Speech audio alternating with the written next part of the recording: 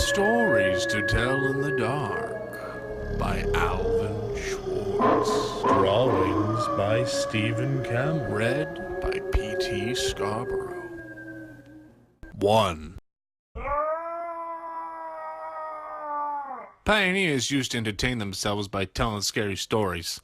At night they might gather in somebody's cabin or around a fire and see who could scare the others the most. Some girls and boys in my town do the same thing today.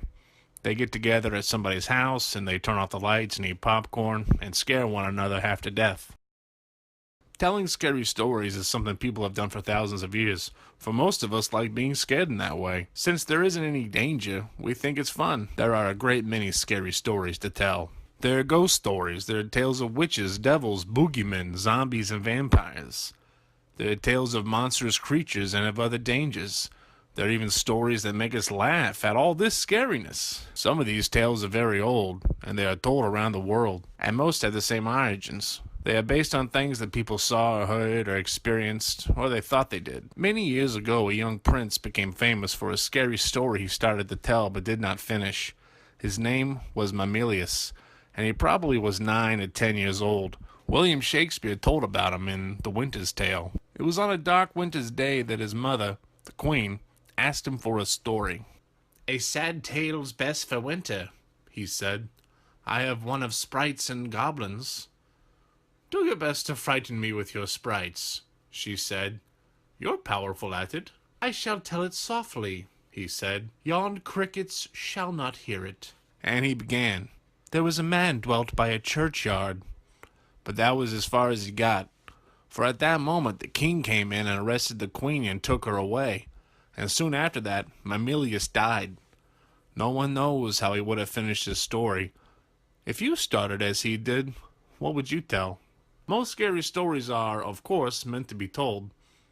There are more scary that way. But how you tell them is important. As Mamilius knew, the best way is to speak softly, and so that your listeners lean forward to catch your words, and to speak slowly, so that your voice sounds scary. And the best time to tell these stories is at night, in the dark and the gloom. It is easy for someone listening to imagine all sorts of strange and scary things.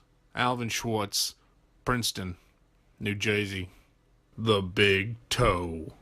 A boy was digging at the edge of the garden when he saw a big toe.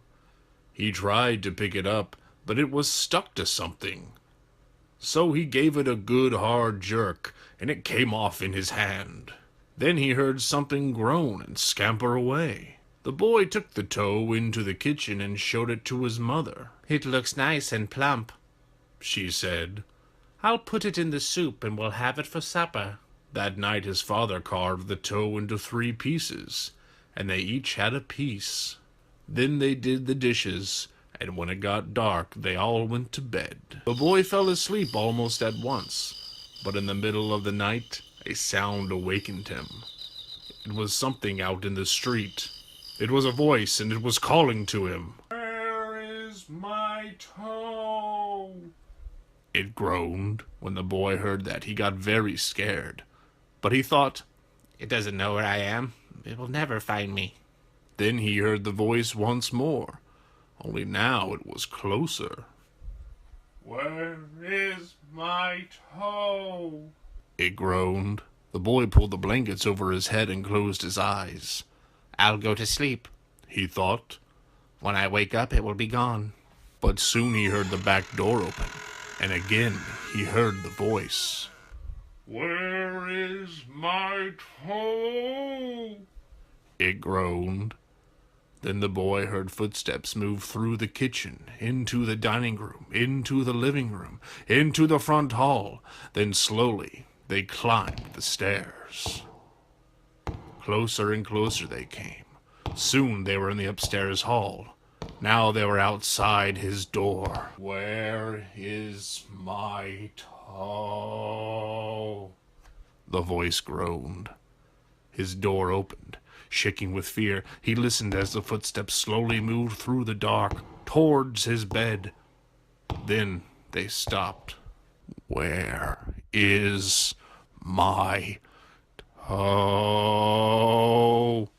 the voice groaned.